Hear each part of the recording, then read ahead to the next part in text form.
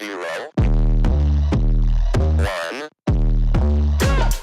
Let's get started. Hello and welcome to Beyond Top 10 Tennis. My name is Dr. Ashley Morgan-Berge and I'm your host. If you're not familiar with my work or would like to learn more about it, head on over to AM8 International, the first tennis lab of its kind worldwide that is centered on delivering top 10 tennis rankings and is 100% backed by science. I'm the author of 13 books behind multiple theories and have been an elite coach for over 19 years, having worked with athletes around the world, from Europe, the United States to Australia. I'm also the world's leading authority in this space with my research, coupled with my extensive coaching background, being responsible for landmark findings to deliver the next generation of play. With new foundations this season of my latest release, My Tennis Black Book, Federer, Nadal, Serena and Djokovic, the 2025 season will deliver something new. So as always, buckle in and enjoy the ride. Welcome to another edition of Beyond Top 10 Tennis. It's a bit of a crossover edition, special from the Australian Open wrap, and also we're kicking off the week early in a manner of speaking. So it's a little bit jam-packed but refined as well, because there's only some smaller events on both tours. Some have gotten underway, others are getting underway later today, but we do have the semi-finals and finals from the Australian Open. I did hold off on sharing specific special editions of those episodes because retrospectively that was only really 6 matches there, and we have more to dive into with the live rankings that have come out. Also, we'll go into this one as well if you have been following from, well, the past fortnight, so from the very beginning or prior to the Australian Open and when the draw came out. So look, if you've been with us for some time now, thank you so much. You know what we're all about. If you are new, welcome. I would encourage you even to track back to even, say, a fortnight ago when the Australian Open kicked off. Earlier episodes, so my latest release, it came out about probably 5 weeks ago now. Time does fly. This one will actually guide you through the initial, I'll say, introductory season of Beyond Top 10 Tennis and some of my earlier works in conjunction with the 2024 season. Very multifaceted. If again, those of you who have been listening to Beyond Top 10 Tennis predominantly all last season, you know how this came about, the why, what this is packed with. Probably kicking off next week, we'll get the chance to dive into this a little bit more as promised, but it really went from releasing this Christmas, New Year, Australian Summer of Tennis. And I think maybe after today's episode, I'll come up for a little bit of air, but I'm really looking forward to sharing more about that one. So I want to kick off today. Look, we've got actually Australian Open here. And I know we normally have WTA ATP Tour, but I've got WTA ATP here. We might change screens later, but I really wanted to look at different progressions at the Open after we wrap up semi-finals and finals with some key rankings, because again, those who are familiar, you know, and I have also shared about the new rankings here, and we've already got some key predictive analytics that have unfolded. Those who are not familiar, how I use my data, my extensive background in this space to share with you why players will become top 10, why they won't, and we've already got players who are now top 10. And this is literally, it's very exciting because, again, I've used the data and said this person will get to this point, get to this ranking early in the season, potentially around the Australian Open or thereafter, if this actually happens, if their game does this and this. And when that happens and with those results, it's really exciting, because what that means for you, it sets those foundations that if you follow the long game or the pathway terms on AM8 International, that's how you can do the same thing in your game. And the coaches and or parents out there, how you can learn all those texts behind me. Yes, I've written all of them. Those key learnings, you implement them into your game, and that allows you to track. And so now, whether you are 12, 13, if you do this sooner, you can reap the rewards. But also, if you're, say, 22, 23, you're yet to crack into, say, the top 100, let alone top 50, these are still key applications for your game, and within the next 2 to 3 seasons you actually will see that unfold. So it's really exciting, I think, from that perspective. And as I shared in that very brief intro, it's a world first, and that's why I'm here to share that with you. Very exciting. And this again, there's so much for that, or to that we do unpack most episodes, but I really want to dive into Australian Open semi-final. So let's go. All right, first semi-final, Sabalenka Badosa.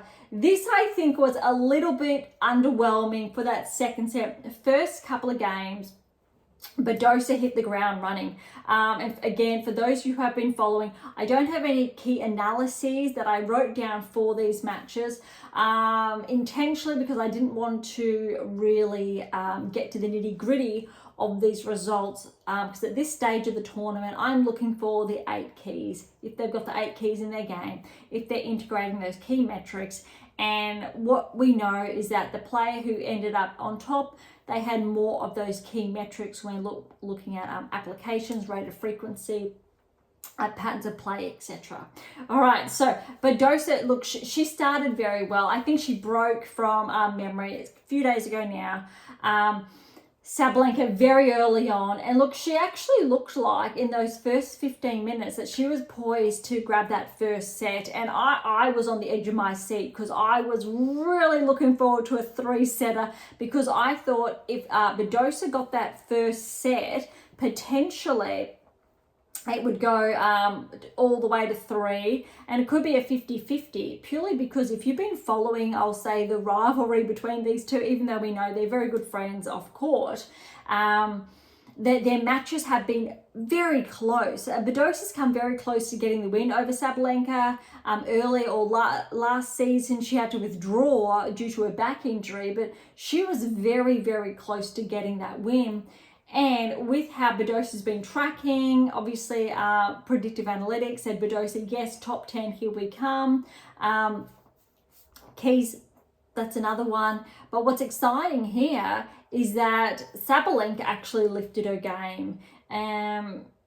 Some, I think, would potentially say that wasn't the case. The conditions weren't exactly that favourable. But look, an hour and 26 minutes, which really suggests or shows how Badosa was able to push Sabalenka.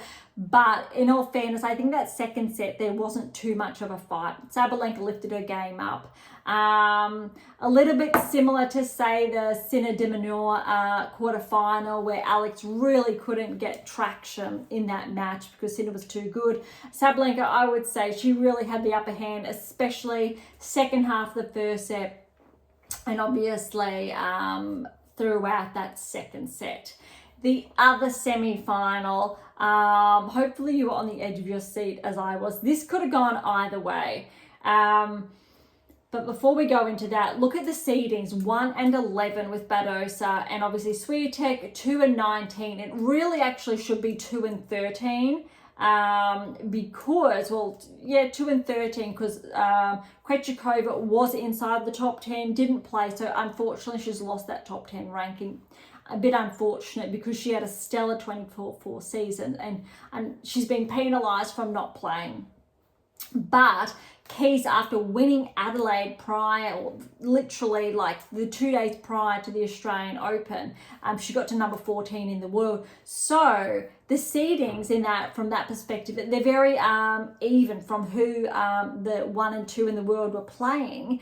Players just outside the top 10, and interestingly, both the players that made it to the semi-finals, Badosa and Keys, are now ranked inside the top 10. Obviously, Keys more so having progressed through to the finals, spoiler, but Badosa with her performance, and it really does track, which are positive metrics. All right, Keys, Swiatek. Again, look, you would have heard me say, if Keys really brought her A game, she had the opportunity to get the win over Swiatek. But how Iga played her quarterfinals, it was absolutely brutal. And a lot of those earlier matches as well, she was on fire. Keys, she really did deliver. She stepped up, put the ball away. For lack of better wording, or to be really simple, ball came, smack. Ball came, smack. Bounce, hit. Bounce, hit. And that's what you should be doing. When a ball does come, don't let it rise. Step up to the ball and hit it. A lot of players obviously make that mistake where they're not using their footwork in that respect. Swiatek is very good at that. Sabalenka, actually, I won't say is as good. She at times does get caught on the high ball, so her game has had to adapt to striking through that higher ball. That is why from a technical perspective, Swiatek is 1, so ahead of Sabalenka being 2, because of the rate of frequency in those patterns that it does favour Swiatek to recapture the #1 ranking. But again, these are micro discrepancies, so it's not, say, explicitly obvious.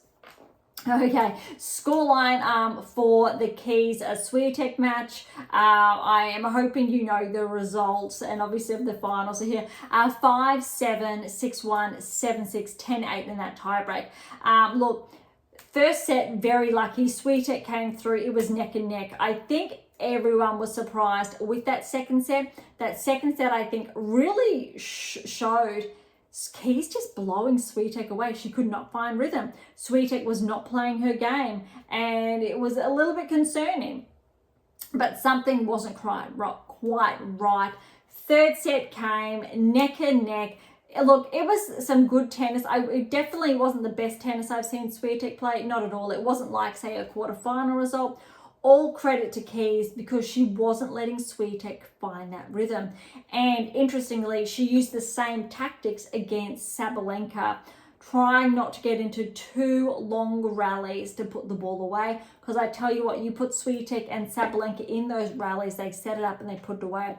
Keys doesn't necessarily have that type of game. So Keys was the player to progress, and Sabalenka, we know, progress through to the finals.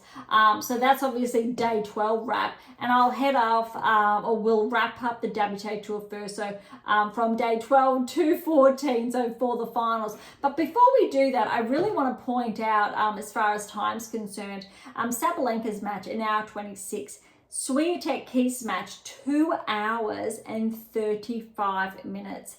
I know it's not the longest, but it's without a doubt Swiatek's longest match of the Open, and it must come close to Keys' longest match, thereabouts, but it's definitely up there. I know there were longer ones around that 3-hour mark, but typically the best players, so 1 and 2 in the world, are not pushed, I'll say, for as long in duration. So that was a very, very good fight. So keep that in mind, that 2.5-hour mark, because when we are looking at the finals was that 2 hours, 2 minutes, which is really to say that Swiatek was out on court essentially for another roughly 30 minutes, thereabouts, in contrast to the duration of the final. Look, Keys, Sabalenka in the final. This was very exciting, especially I think because most people knew that Keys had to get that first set, otherwise Sabalenka would run away with it. It was great to see Keys get that first set. It was really only one solid break there. Second set, 2 breaks, but again, it was, all right, let's get ready for the third. Third set, they were literally neck and neck. Both players had their ups and downs. Keys a bit more momentum in the first, Sabalenka regrouping in the second. Third set, I think both players had their highs and their lows, but Keys had those moments where she was just able to step up, and I think there was a lot of obviously commentary about her, Keys saying that she just told herself to be brave, just to be prepared to go for it, and that's really what got her there. 6-2, 2-6, 7-5.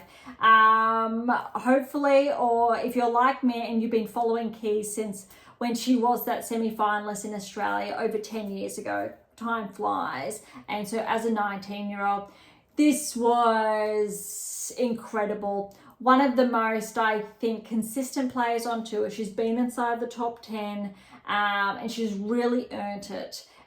Interestingly, for Keys, the data typically has always correlated with her results.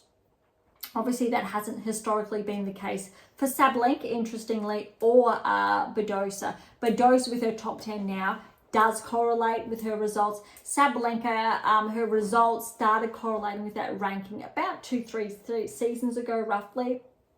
Because remember, Sabalenka actually got to number 2 in the world a few seasons ago without making, say, a round of 16 at a Grand Slam, let alone a quarterfinal or further. So it was a little bit questionable from that perspective, and only after did she start to make more deeper runs at the Grand Slam level. So this is very big news. Well done to Keys. Obviously, from the very beginning, we didn't really pinpoint Keys to potentially make, say, the quarterfinals. But I think what's really exciting is we look at the book that I shared when we were doing the draws, and it's literally a flip, because Swiatek didn't progress, Keys did, and Badosa didn't progress, Sabalenka did, so a full flip.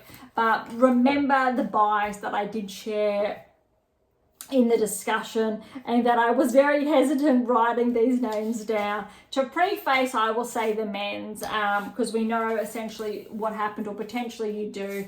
It was the opposite. So it was saying that Sinner would progress in the semis and that Zverev would progress. However, we did pick Zverev, interestingly, to win the title, as obviously Swiatek was there. So that's a no, but there was that bias. So I really want to share that it was not objective. There was that level of subjectivity there. And that's important to share, that it wasn't explicitly what the data was saying. So again, I think there's a lot that we worked through in this book with all the players coming through. We might have we'll touch on this later when we're looking at the rankings, but first let's head on over then to the men's side, which means we are heading to day 13. Djokovic and Zverev kicked things off. Keep in mind the scoreline for the women's matches, because Djokovic and Zverev, that first set, 1 hour and 21 minutes, I think that was one of the best sets of tennis we've actually seen on the men's side throughout the Australian Open. One of the longest sets, without a doubt. 7-6, 7-5 to Zverev. Could have gone either way. It was a bit disappointing, I think, how Djokovic did have to obviously retire there, purely because it was on set point, and it was, I think, suggested that if Djokovic did win the first, maybe he would have kept going. So a bit disappointing that he didn't go or play another set, if that's what he could have done. But I think the argument was that since he lost the first, he knew that he wasn't capable of winning 3 more. It's a bit touch and go. Could have stayed out there, given Zverev, that 0-0 or 1-1, purely because it is semi-finals, fans are there, and I do believe, correct me if I'm wrong, those tickets are around that $400 or $500 mark on average for the Grand Slam semi-finals, or AUD as well. So I can see both sides of the coin. I know Djokovic was apparently, or what he said, had a very severe tear there, as he shared.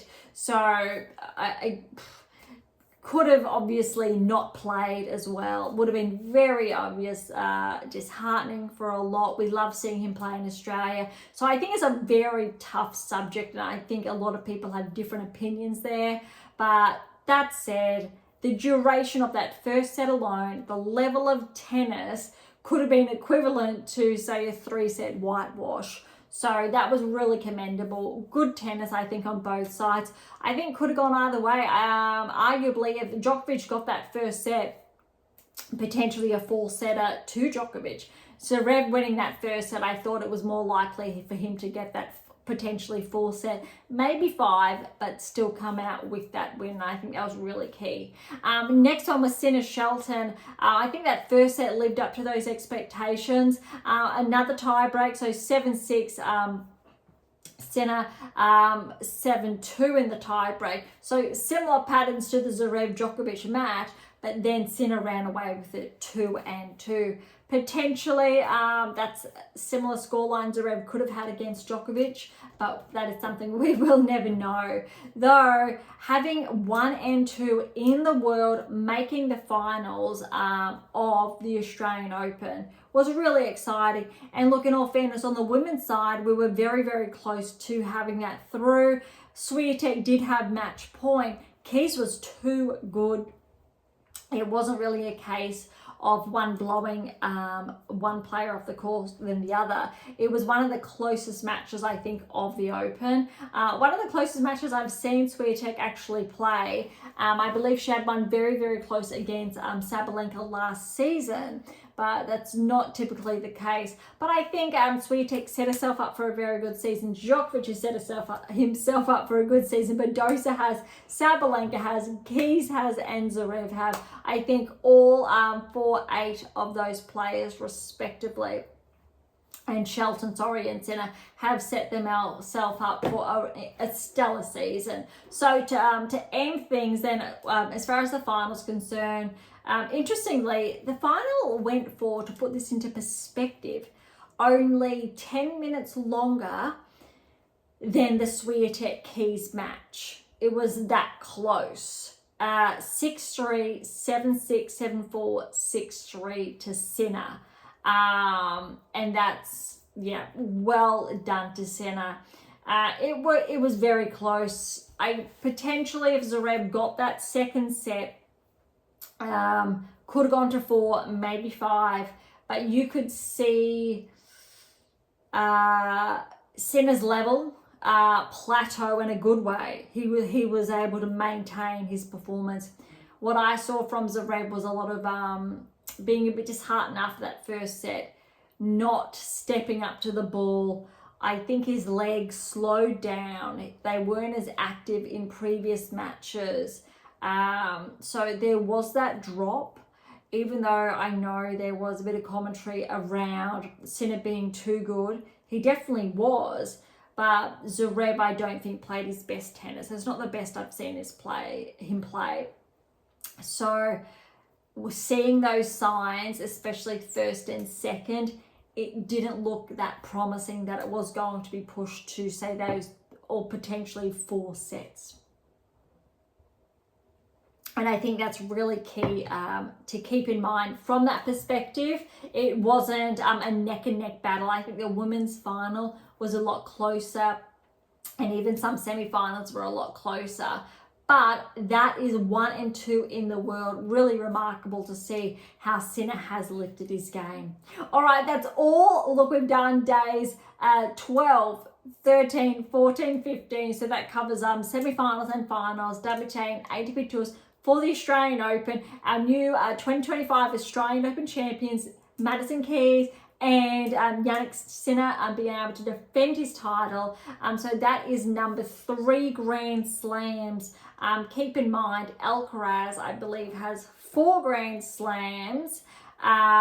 Swiatek is ahead with 5 Grand Slams. Sabalenka has the 3 Grand Slams. So we still have the clear winners with, well, Swiatek and Alcaraz. But if Sinner maintains his current trajectory, he will go neck and neck with Alcaraz.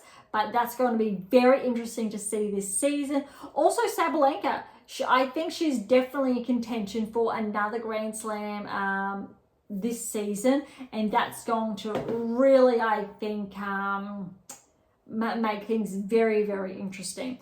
All right, let's have a look at the rankings, because I've been looking forward to this. I want to open up the main draws, because key players, remember, that we want to have a look at when we're looking at round of 16 results on the WTA Tour. We're going to see potential movers. Remember, okay, Sabalenka, Andreeva, Vekic, Pavlyuchenkova, Gauff, Bencic, Badosa, Danilovic, Rybakina, Keys, Kudermetova and Svitolina, Navarro, Kasatkina, Lies and Swiatek.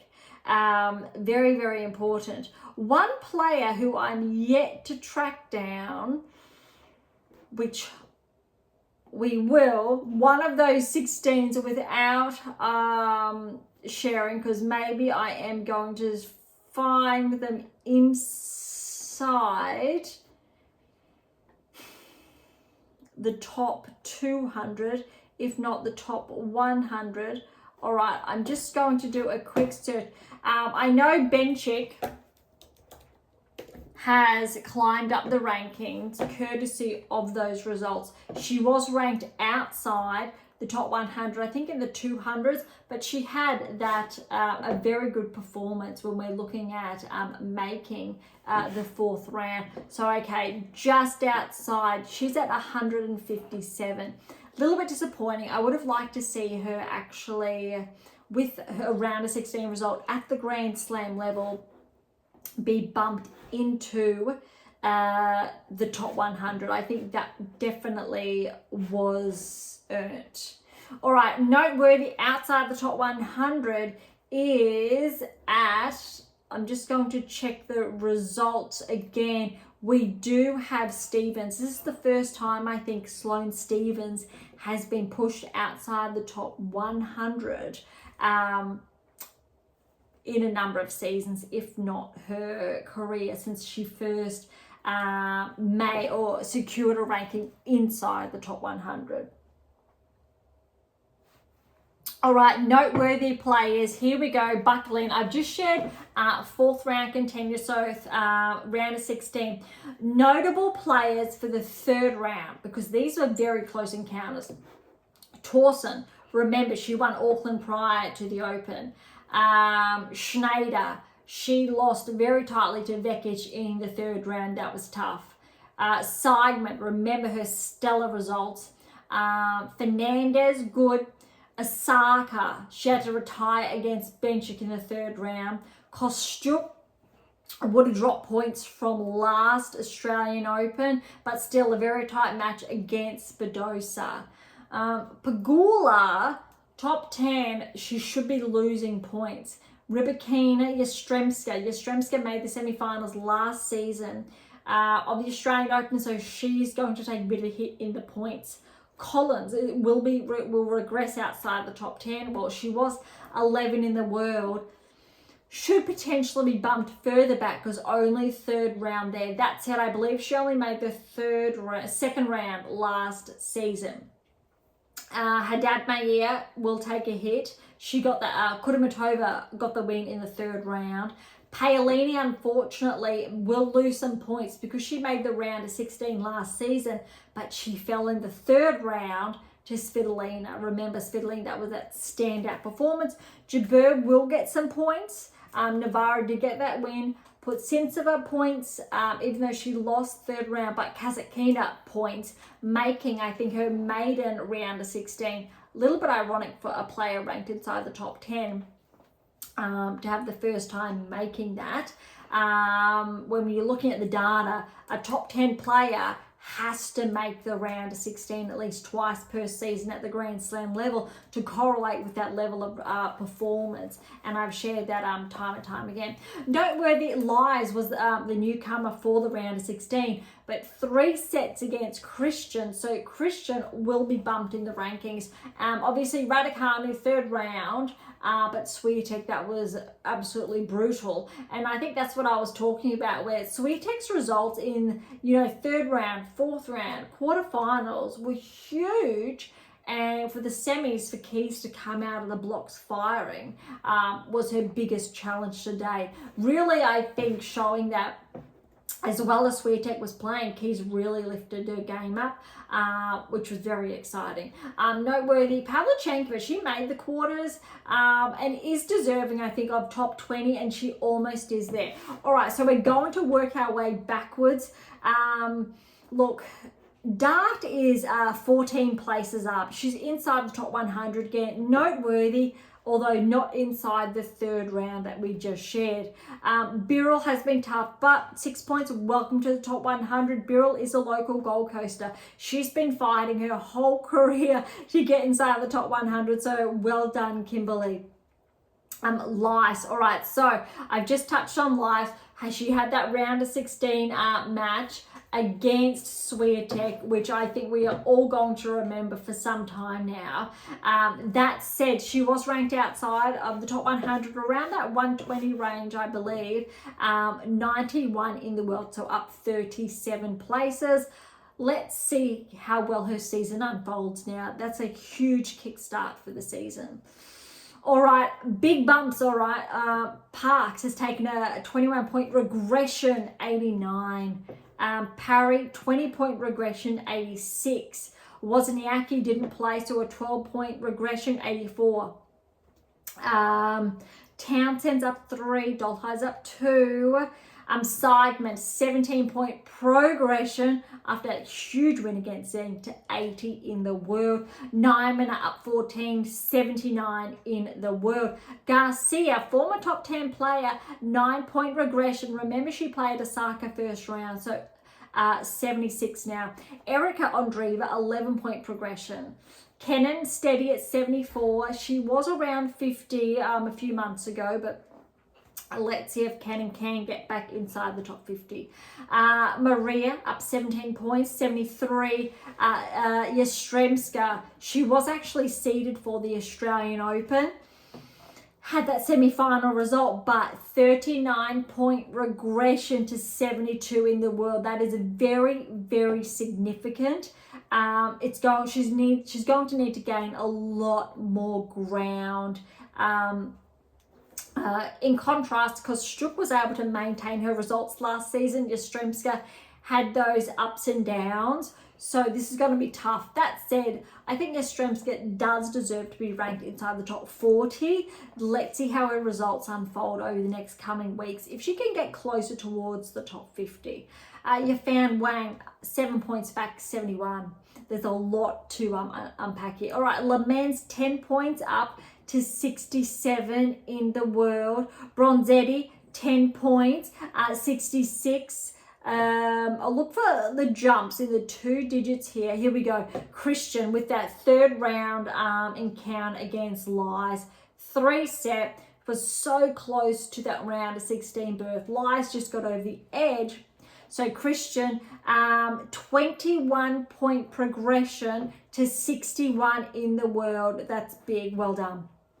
All right, Raducanu up 5 points for her third round result, 56 in the world.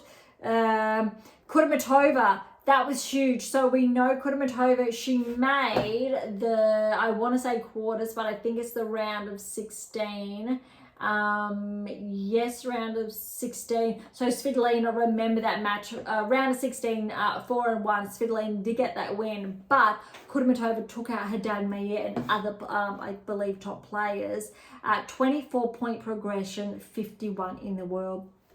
Kudermetova has been top 10 previously, big regression, but this is a very positive sign, I think, for Veronica. Her sister as well is just behind her, 58 in the world. After not winning Brisbane, finalist in Brisbane, Veronica was way ahead of her, but now these are very, very close. Paulina's 21 years of age, and Veronica's the older sister, 27 years of age. Other ones we've got, looking for the bigger ones here. No, top 50 is relatively good. All right, Danilovic, a 14-point progression to 41 in the world, because yes, Danilovic, I believe, did make made the round of 16. There we go. With that huge win over Pegula, 7-6, 6-1. Then Badosa, similar scoreline, got the win over Danilovic. So remember, we've been tracking Danilovic roughly from, I'll say, mid last season, sharing that she would get inside the top 50, and look at this now, top 41 in the world. Very impressive. I believe she's Serbia's best female player now at this stage. She was roughly, I will say, a few months ago ranked outside the top 100. All right, Anna Samova's back 5 to 40 in the world. I'm sure she will regroup. Torsten's up 3. was looking for a bit more, but I think she had a big rankings bump after Auckland. So 39 in the world, 22 years of age, from Denmark. Noskova made the quarters, I want to say, round of 16 quarters last season. So she has taken a hit, back 10 places to 38 in the world. Vondrousova, she was top 10 this time last year, 2 points back, 36. Jabeur with her third round result, 5 points to 34 in the world. I'm sure, just like Sakari at 31, that both players should be back inside the top 30 this season. Okay, top 30, here we come. Look, Azarenka's taken a hit back 5 places to 29 in the world. I was hoping for a bit more of a progression there, though Azarenka had a bit of a tough draw. I didn't see her playing her best tennis. Fernandez up 2 to 27. Ostapenko is back 4 places. This time last year, top 10 player. Even I think around the US Open, Ostapenko was around 11, 12, I believe, in the world. So a very, very big regression. Bulter steady, no rankings change at 25. Svitolina's up 3 to 24 in the world. I was really hoping Svitolina would get, I think, inside the top 20 with that fourth round result, or not fourth round, her quarterfinals result. But Svitolina did make the quarterfinals last year, I believe. It was round of 16 or quarters. So I'll say round of 16 because I made a correction a few episodes back. It'd be great to see Svitolina back inside the top 20. And Pavlyuchenkova is the next one, making that quarterfinals, 9-point progression to 23 in the world. Anastasia definitely deserves that top 20 ranking. Both Svitolina, Pavlyuchenkova deserve those top 20 places. Look, Kostyuk only took a 4-point regression, 22 in the world. Samsonova steady at 21. All right, top 20. Putintseva, welcome to the top 20 again. 3-point progression to 20. Makova's at 1 to 19. Kalinskaya, she withdrew from that first round result. So she's now back 2 to 18 in the world. All right, at 17, we have Vekic, 2-point progression. So we need to remember, Vekic made, I want to say it was the round of 16, yes, where Pavlyuchenkova did get that win, whitewashed in that second set. All right, Andreeva did make the round of 16, fell to Sabalenka, but she's steady as well at 15.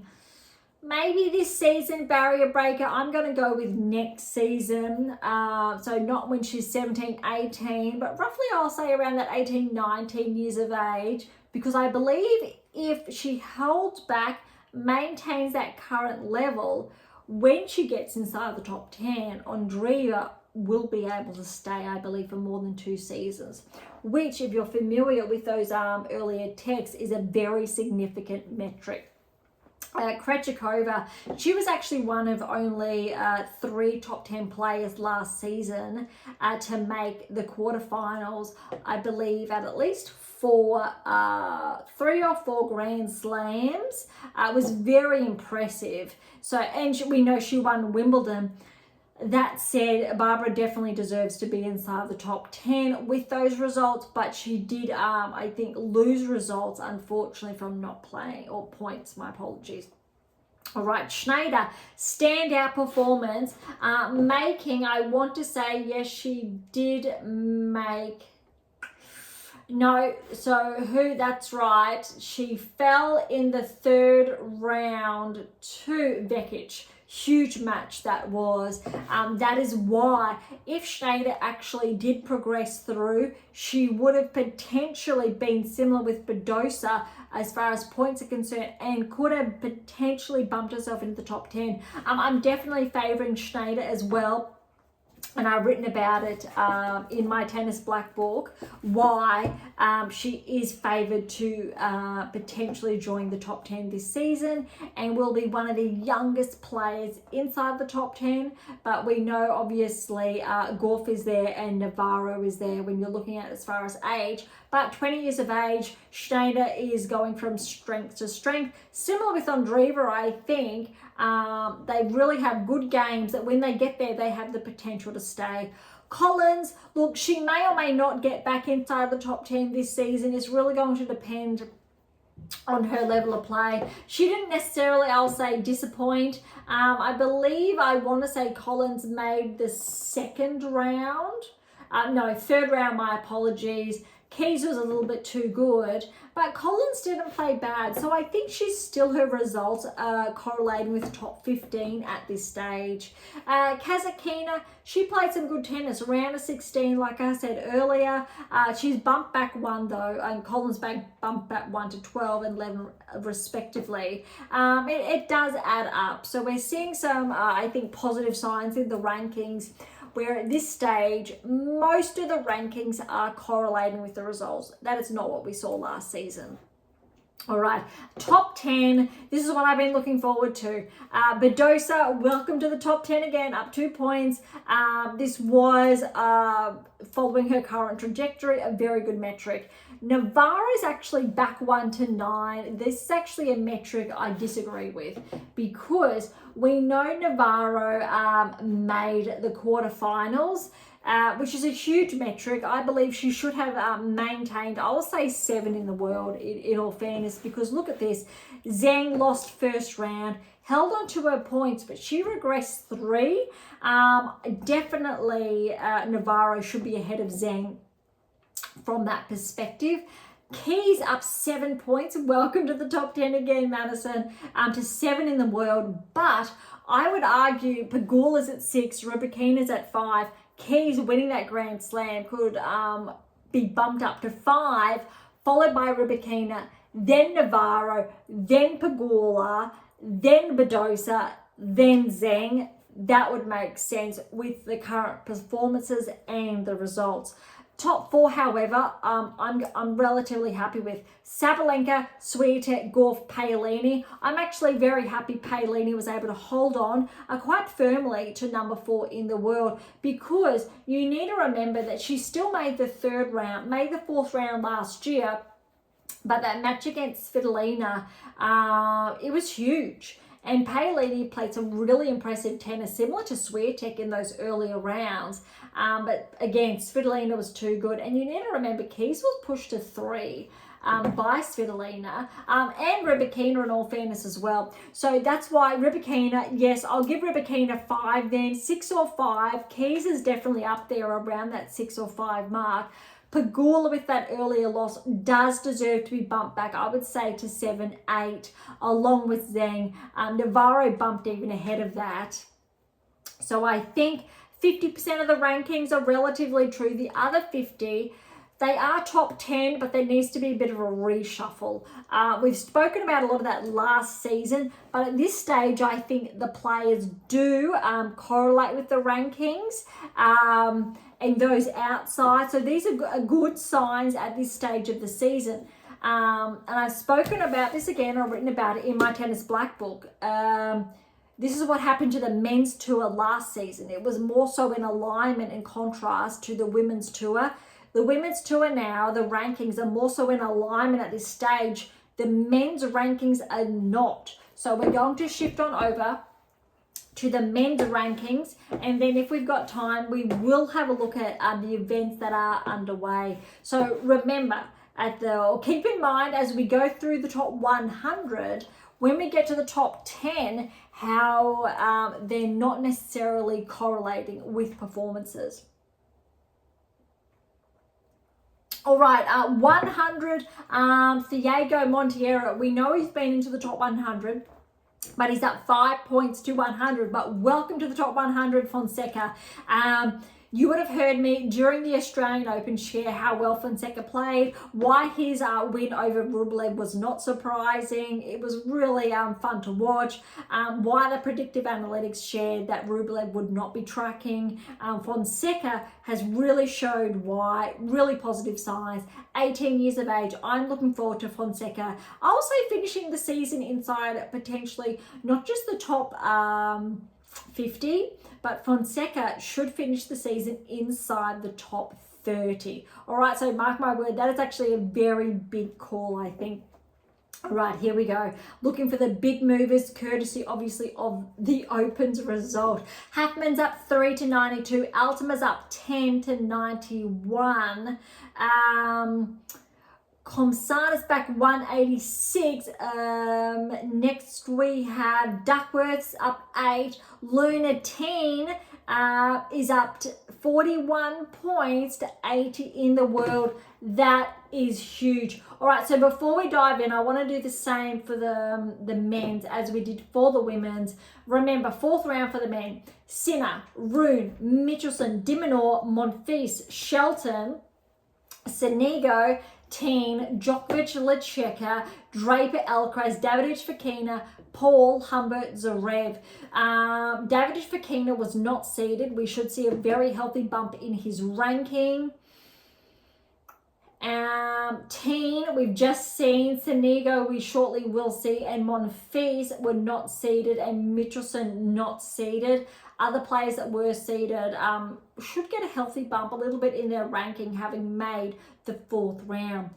3rd round, noteworthy, aside from that, Garon, Keknovic, Kakanakov, Surilondo, Fritz, Mazzetti, Marazan, Morte, Makak, Bonzi, Vukic, Borges, Menzit, Carabels, Baena, Fils and Fernie. So they all lost in the 3rd round. Still should get relative bumps. So Duckworth's at 81 with that 8-point progression, and Learned Teen 41. Only 19 years of age. Love to see our Teen get inside the top 50. This is going to, I think, be a very interesting season for these players if they can replicate similar results, similar standards to bump those rankings further. One tournament, not enough to go by, but that's why it's going to be very interesting when we're looking at the likes of Indian Wells and Miami, you know, in March, bigger events, how these players are going to track. Then we get to the clay court season, oh my goodness,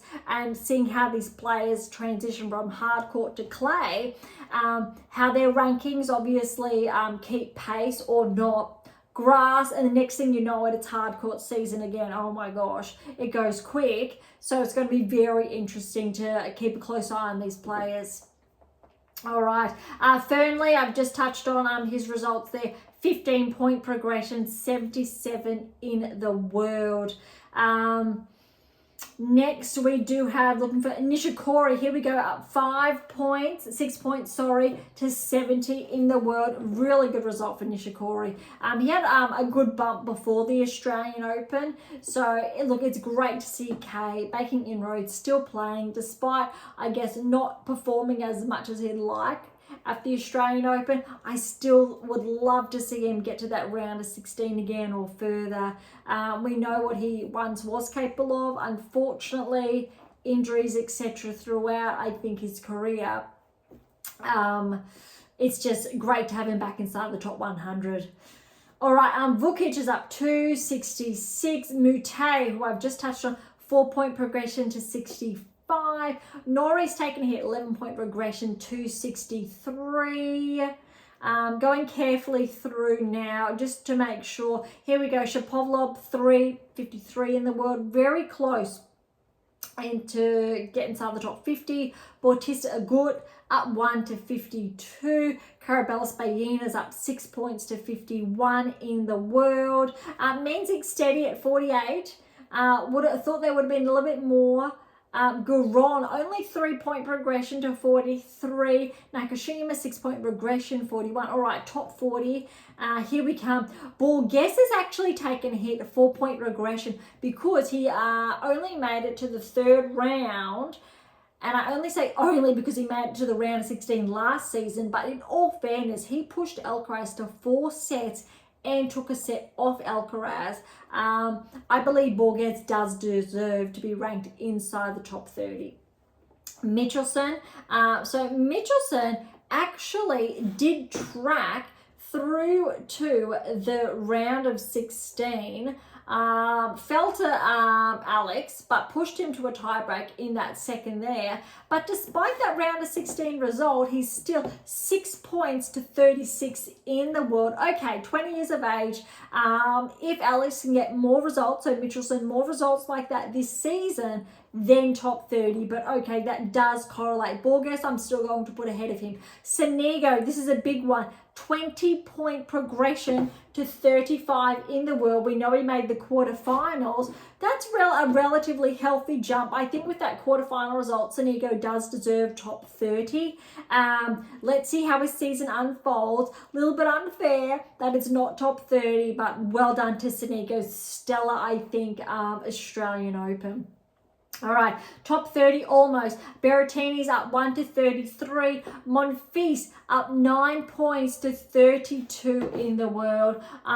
That's impressive. Monfils, we know he made the round of 16, had to retire against Shelton there, but that relatively does correlate. Monfils had some huge wins though. Would love to see Gael inside the top 20.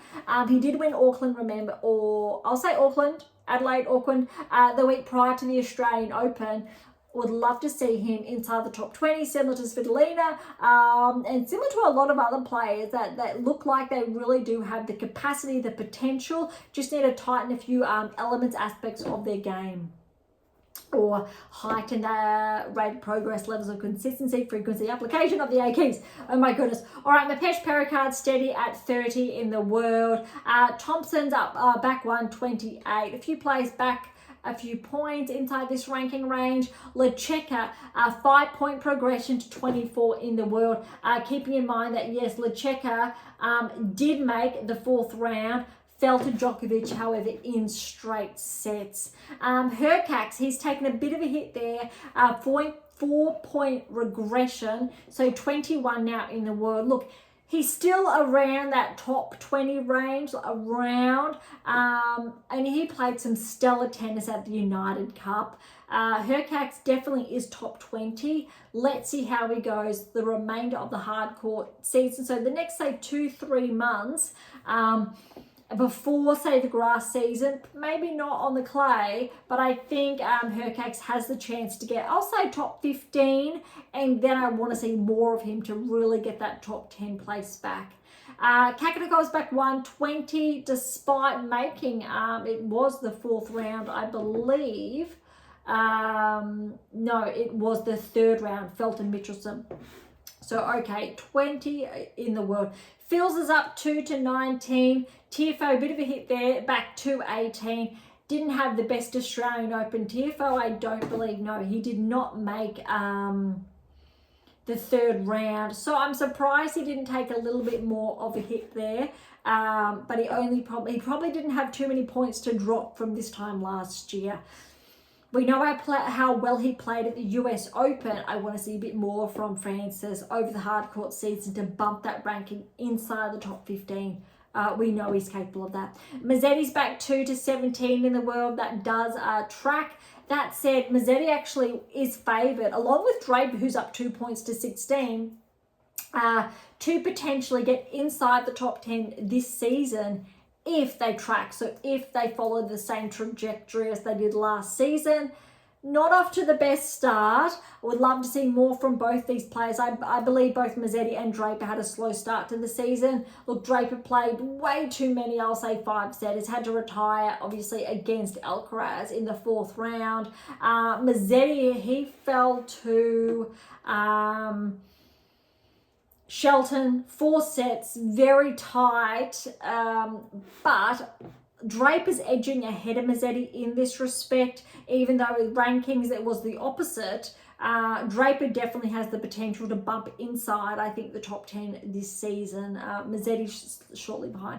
Humbert's back 115. Shelton's up 6 to 14. That's where I think Shelton deserves to be. He was inside the top 15, then he got just outside the top 20. Now he's back inside. Shelton is knocking on the door, I believe, of the top 10.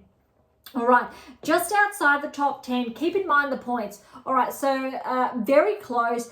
Shelton has 2980, and less than 25 points or 25 points ahead is Tsitsipas, back 1 to 13 in the world.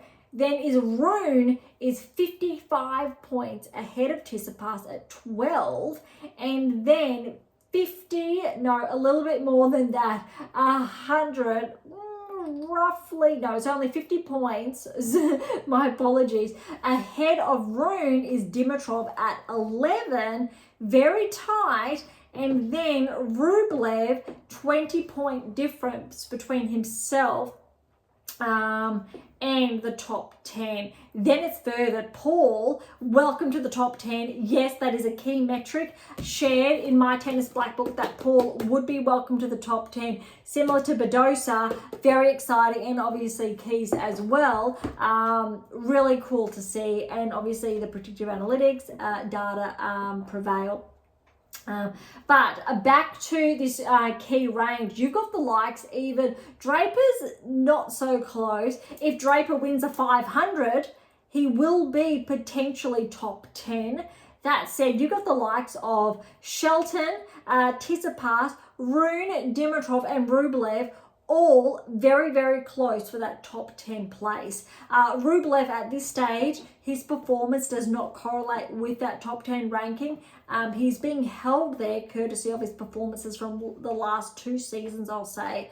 Dimitrov does track. Interestingly, out of all these players that I've just mentioned, so these 5 players, 2 for 5, Rune and Shelton are the standout performers, and Shelton is actually more so having that he made the semi-finals, which means there is room in the top 10 for one of these players. Actually, probably more, but I'll say one at this stage.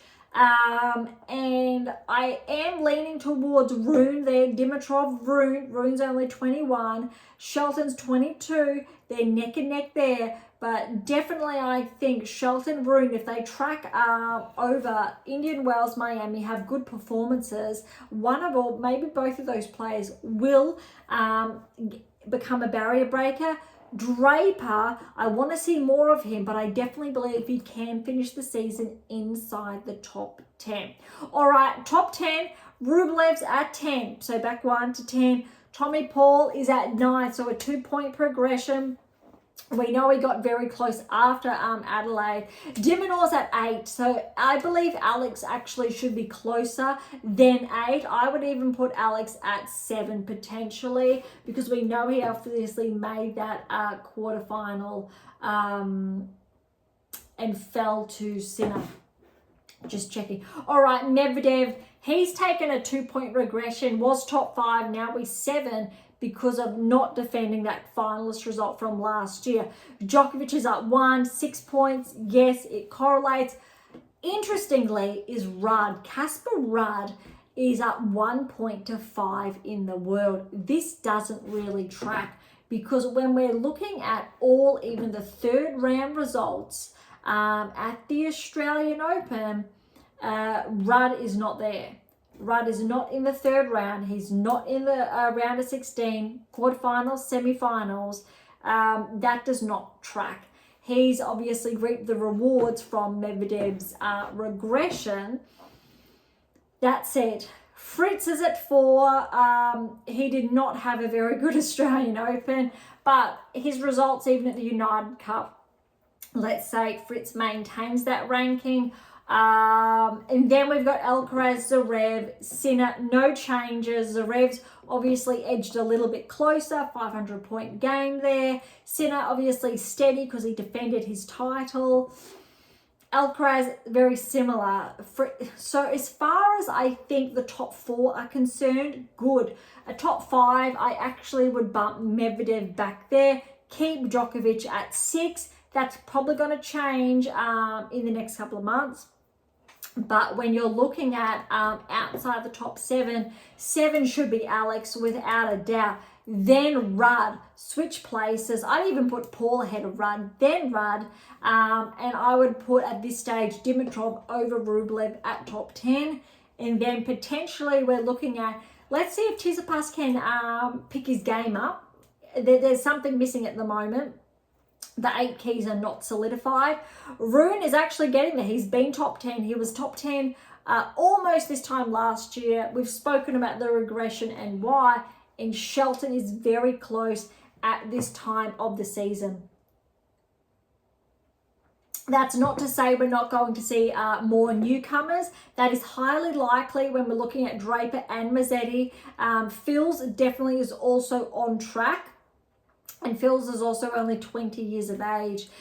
There's actually a lot of, I think, when you're looking at Fils, Draper, Shelton and Rune, I will say, I think they really are looking to take the places of the likes of, say, whether it's a Fritz, a Rudd, a Medvedev, a Rublev, and Alex, I think, is leading the charge de Minaur because he's one of the younger ones, 25 years of age, but obviously younger Alcaraz and Sinner, they really are leading the charge, and I don't see them going anywhere anytime soon.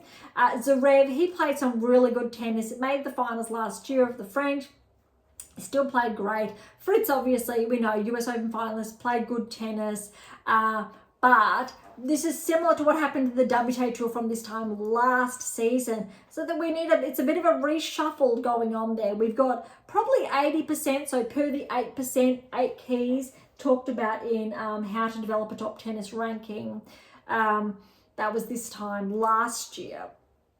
The 8% is there, so there's that 2% discrepancy, and what I'm seeing at the moment as far as the 2% are concerned, Rublev without a doubt is there, and actually I'm going to say Rudd is part of that 2%, not Medvedev. I'm going to keep Medvedev firmly in there. I want to see more from Rudd, aside from the clay court season. I know I'm coming off a little bit harsh, but we're talking about micro discrepancies and really key indicators. Without a doubt, there's actually a lot that separates Rudd from Rublev from percentage points.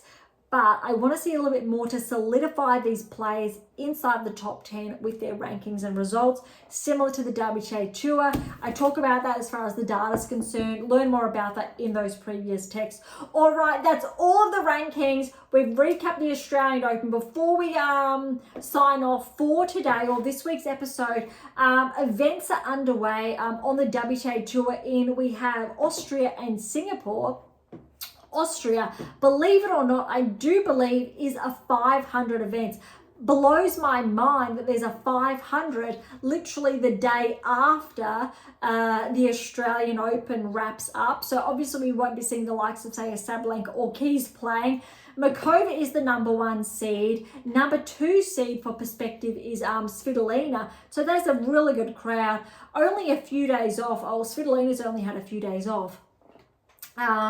And Makova's a little bit more, but play is yet to get underway. It will get underway today. So potentially when you're tuning into today's episode, that is when play will be underway. Lulu Sun's in action. Kokureto, Potapova is the 6th seed. Alexandrova is the 4th seed. Zakharova's there. Sasnovich, Lies and Martic play off first round. I'm interested to see how Lies plays after her round of 16 at the Australian Open.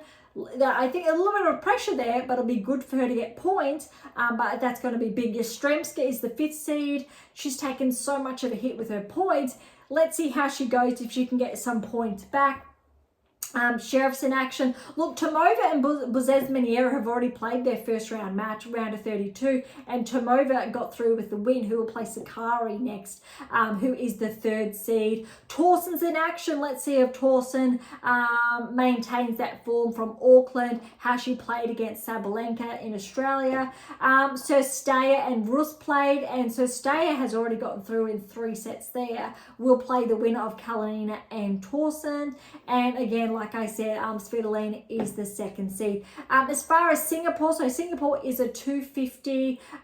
Kalinskaya is the number 1 seed. She's already played her first round against Dolhide, got through in 3 sets. That's going to be interesting because she withdrew from the Australian in the first round. And she has taken a bit of a rankings hit, not too much, still top 20. So this one's going to be, I think, interesting to watch. Tomljanovic played Walter first round and fell, so Walter got through. Stew got the win over Wei, straight sets there. Buska got a 3 sets win over Raducanu. That's big, especially because not just Raducanu fell to Swiatek. Raducanu played some good tennis to get to the 3rd round. So that's a bit disappointing, I think, on that end. She has just parted ways with her coach. If you're listening, Raducanu, come to AM8 International. We're more than happy to help. All right, don't be shy. Come and say hi like I normally do say. Next we have Seville and Lee. Lee got through straight sets. Birrell's in action against Kudermetova. I think they played in Brisbane and Birrell fell to Kudermetova from memory. So that's a bit of a rematch. Let's see if Birrell can get a bit of redemption there. Gadecki's in action. Darts in action. Joint got the 3 sets win over Parks. I wonder if there's enough points there to bump Mayer back inside the top 100. Osorio over Pera, 3-set win there. So Osorio will play Salkova, who got the first round win over Erica Andreeva in straight sets. And Mertens is the 2nd seed, who will play Townsend first round. All right, so some of Singapore is in action. Similar time zone with Australia, obviously in contrast to Austria. All right, so as far as the ATP Tour is concerned, there's only one event actually that is underway. It's a 250. Noteworthy, Rublev is the number 1 seed. He's actually had almost the fortnight to rest, granted his very early round exit at the Australian Open. So this is going to be one to watch to see how well Rublev plays, if he holds on to that top 10 ranking. If not, if he does not track, he's going to be susceptible to regress outside the top 10. I think for the first time in maybe 3, 4, 5 seasons. That's going to be really interesting to watch. Eubanks is in action. Rinderknecht, Bublik is the 4th seed. Look, Kofa's already got the win over Berge, a wildcard in straight sets. Goffin's in action. Griekensport, Van der Schulp, Gasquet, Navarino. Howells has a wild card. Kaboli's the 3rd seed. Boo's already got the win over Altima in straight sets. He will play the win of Korik and Lestiane. Kazuks has already got the win over Wawrinka, 4 and 3 in the first round.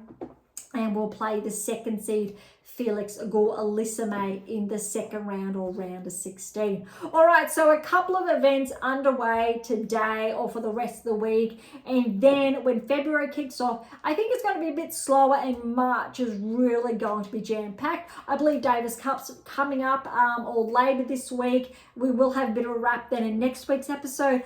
But we say back to normal, I think, going forward. This will be the wrap for this week's live rankings. Then we'll catch up on all the events later in the week or early next week to give a bit of a recap. So there it is, today's episode. Thank you so much for listening. As always, to grab a copy of my new release, My Tennis Black Book, Federer, Nadal, Serena, Djokovic, navigate and plan towards a top 10 ranking, head on over to AM8International.com or Amazon, so irrespective where you're based in the world. Digital copies are available on AM8 International. For any comments or questions, head to AM8 or Topic Thread, or leave comments directly on YouTube or Spotify. To interact with Beyond Top 10 Tennis, catch up on our blogs, or to sign up to my newsletter. All links are in the episode notes, as well as how to access our Pink Octopus books or Spruik. If you enjoyed today's episode, please subscribe, like, share, and all of the above. Beyond Top 10 Tennis exists for you, so please consider sharing us with those near and far. And if you're serious about heading towards a top 10 ranking, or want to know what you're missing to secure that maiden Grand Slam or more, don't be shy and come and say hi. Okay, on that note, thank you so much for listening. I am so incredibly grateful. I am your host, Dr. Ashley Morgan Berge, and this is Beyond Top 10 Tennis.